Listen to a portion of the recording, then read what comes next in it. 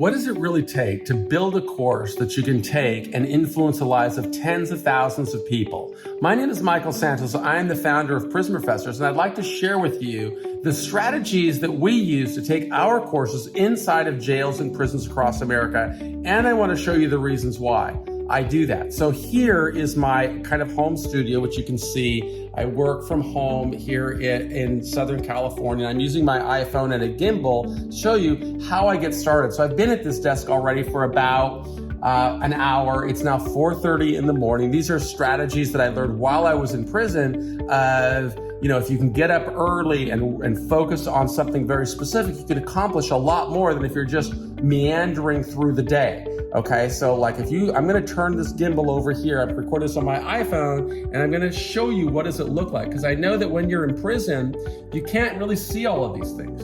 So this is a Google browser, and the first thing I'm gonna do is I'm gonna come over here, and you can see I'm gonna hit this button right here, and that button's going to open my Google apps. I'm gonna open Google Meet, and I'm gonna name this meeting so that my editor knows what I'm doing. I'm gonna put 9-16- just make sure I spell it right, morning-plan, and I'm gonna join. And now he knows what this meeting is about. And this is getting ready to join. I'm going to join it right now, and I've joined it. Okay, so now it says there the name that I misspelled. I'll fix that later.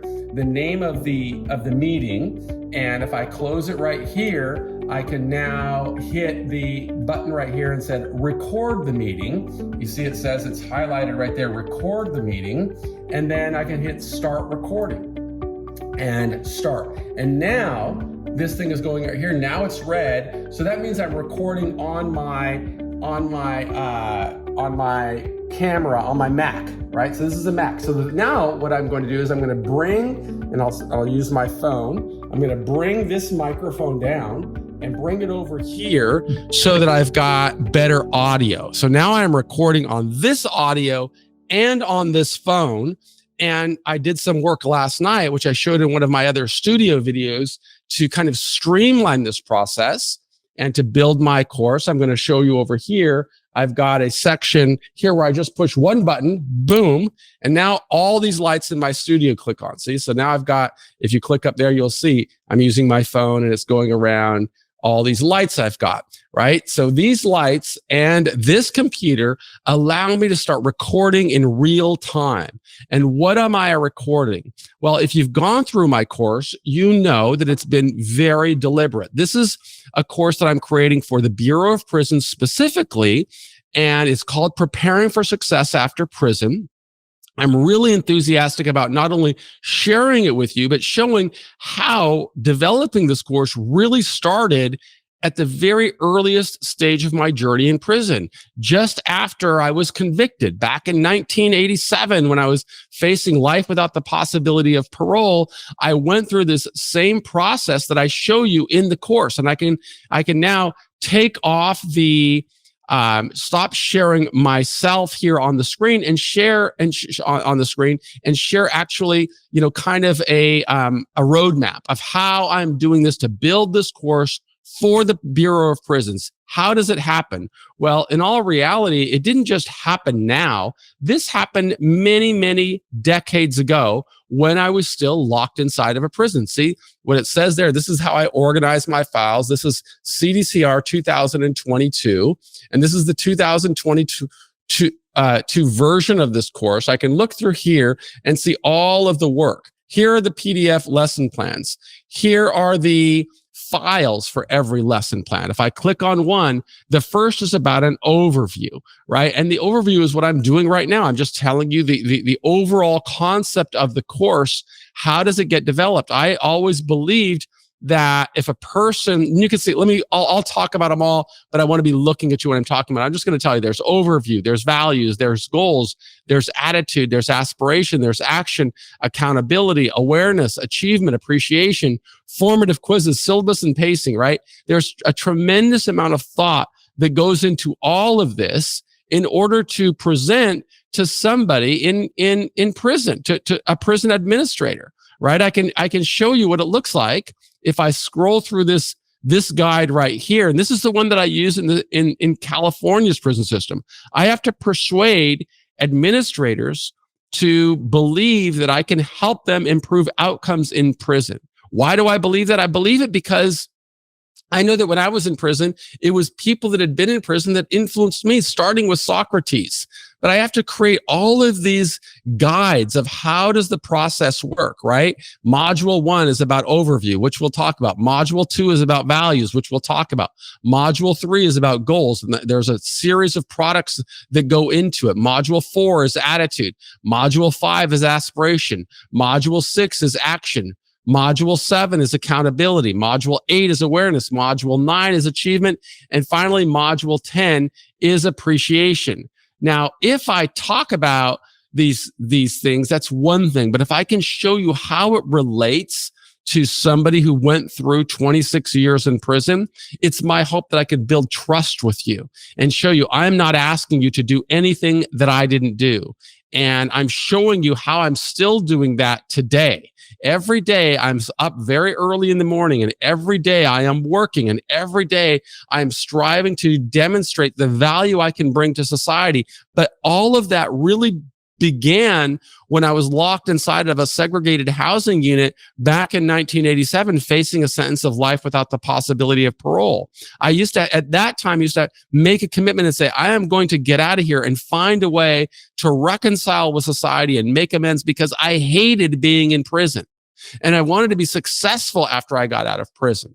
And success, as I defined it, it might not be the same as you define it. But if you can start your journey right now saying, what does success look like for you?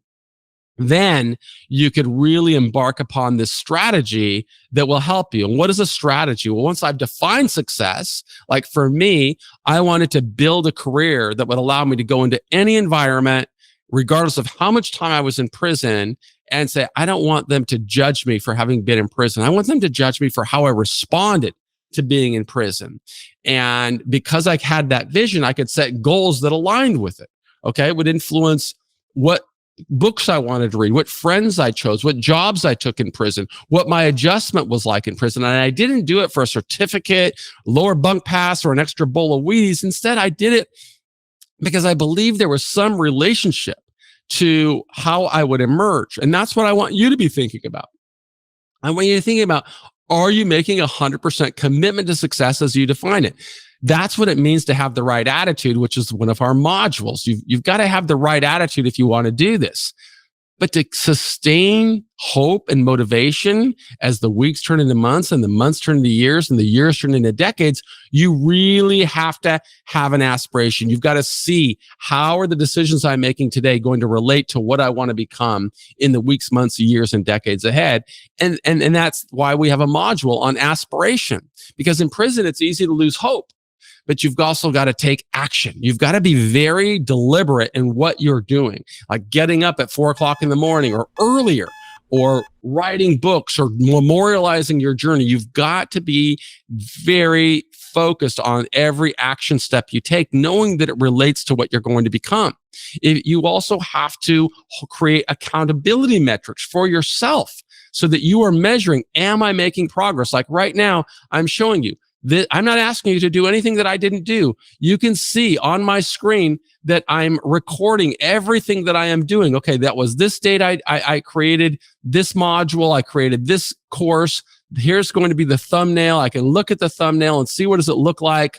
There it is, right? I'm profiling people who are in prison, who are transforming their lives. I'm continuing on by creating YouTube videos, Vimeo videos, TikTok videos, scrolling all the way across the screen, and then making it easier for people to find us with this information. This is something I have to do every single day, just like you have to work toward preparing for your success every single day. So you've got to hold these accountability metrics to keep you on track. Then you've got to be aware. You got to keep your head in the game. The opportunities that I opened while I was in prison was available. Those opportunities were available to every other person in prison, but they didn't get inspired by Socrates like I did, or by Mandela, or Malcolm X, or Bill Gates, or Steve Jobs. And so they missed this opportunity to use time in prison to prepare for success after prison. And that's what I want to show you, the authentic way that I did it. And that leads us to that next module. Well, first of all, awareness. If you've got your head in the game, something else magical is happening and the world is becoming aware of you, right? I'm fortunate to be able to go into prisons and conduct transactions with leaders of the prison system with hopes of transforming and making more opportunities for justice impacted people. But that's because the world's becoming aware of the work that I do, and they're recognizing that I could bring value, or at least that's what I'm hoping. I don't know whether it's true, but I'm always working to it because my head is in the game and I'm thinking about what steps can I take. And then I have got to make sure that I'm authentic. That means everything I think, say, and do has to be in alignment, right? All of the work that I have to do has to be in alignment. That's what authenticity is about. It's about defining success, figuring out the plan that's going to help me get to success, putting priorities in place, like I would have loved when I was in prison to be creating videos and using microphones and setting up lighting systems and using things like my iPhone to be recording me. But I couldn't. But what I could do is develop my vocabulary, learn how to turn words into sentences and paragraphs, become more confident as a speaker, develop my writing skills, develop my critical thinking skills so that I know the relationship between every decision that I am making and my prospects for success. And if I do that, that's when I am able to demonstrate my authenticity. I build my tools, my tactics, and my resources that make it easier for other people to believe in me, just like you can do. And everything matters. The words that I choose, the way that I walk, the way that I dress, everything that I am doing has a relationship to that pathway to success.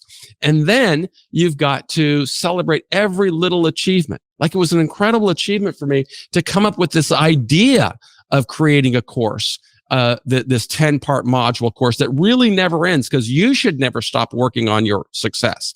And then it's about, after that, after celebrating every incremental achievement, knowing that they relate to new opportunities, it is also living in a state of gratitude and being grateful for the blessings that come your way. And I'm grateful for the staff members who allow me to come into prisons and share this kind of testimony. It's almost like a ministry that I have of going into prisons. And I want you to see the same thing and what the result is. I mean, after 26 years in prison, what would you think life is going to be like?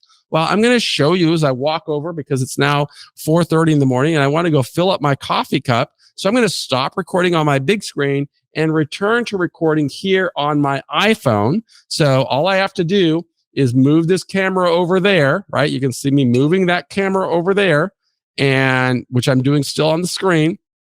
And right here, I can click those dots or click that button right there, and it says stop recording. So I will stop recording here.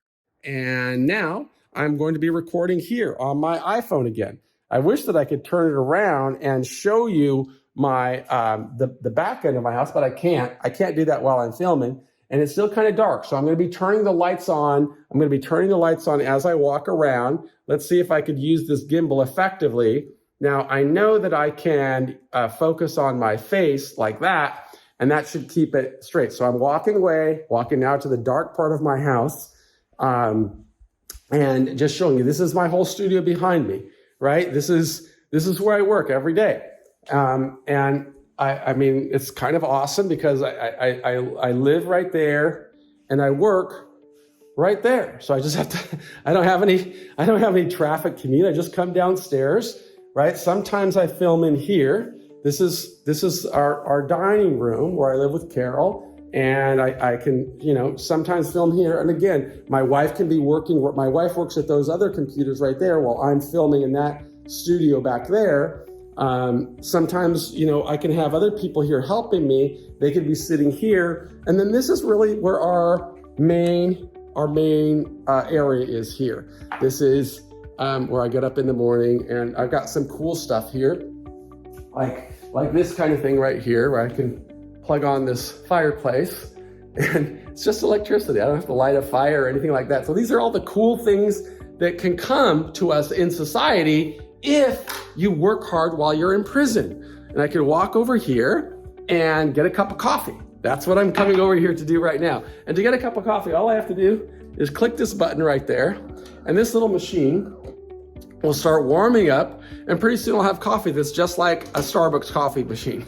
So this is what I really want to share with you, is that if you work while you're in prison, you can build a life of meaning and relevance and dignity, and you can do so to the extent that you want. I can come over here. What I do, I start my working just like I did when I was in prison. I work very early in the morning, and then I am able to, let me turn this on here. I am able to go for an exercise just like I did in prison. And then I can come back and go out here, which is where I work where I do what I love to do. I live here in Orange County, California, right by the ocean. And I come after my run and go in the jacuzzi or go in the pool. It's still pretty dark outside. But this is the life that awaits you if you spend your time in prison working to prepare for a life of meaning and relevance and dignity as a law-abiding, contributing citizen. And that's what I am hoping to share with you. I would never ask you to do anything that I am not doing. I would never ask you to do anything other if I didn't believe that you could build this life that is very different. It's certainly very different from what I lived before I went to prison. Whoops, I'm going to try and raise this up here if I can. It's very different from what would have been before I went to prison for me, and I think it is for you as well. So this is kind of a cool little gimbal here. You notice it's tracking my face as I move. I'm just learning all of this right now, because I anticipate traveling to prisons across the country and going inside of those prisons and showing people, hey, the books you read, the friends you choose, your ability to avoid disciplinary infractions, your pathway to success really begins right now. My name is Michael Santos. I am the founder of Prison Professors, and I would never ask anybody to do anything that I didn't do while I was in prison and that I am not still doing today.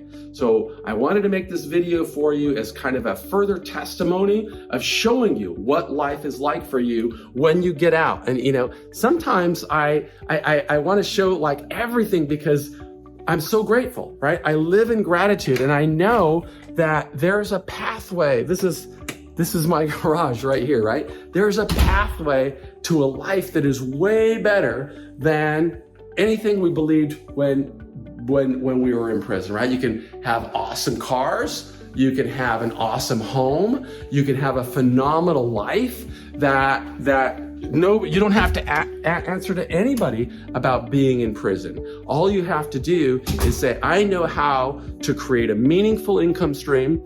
I know how to build something that will bring value to society. And if you can do that, then it's as if you used your time in prison as a building block. That's how I used to see it. That's how I hope you will see it. And I hope that you will help me help you transform the laws by making sure that you are working hard to prepare for success upon release. If you do that, I can take that data of recidivism, lowering recidivism rates, lowering disciplinary infractions in prison, and take it to Washington, D.C., and try and influence legislators on why we need more reforms that will allow you work to earn freedom, to demonstrate that prison isn't the right place for you, but society is. My name is Michael Santos. I am with Prison Professors, and I believe in you.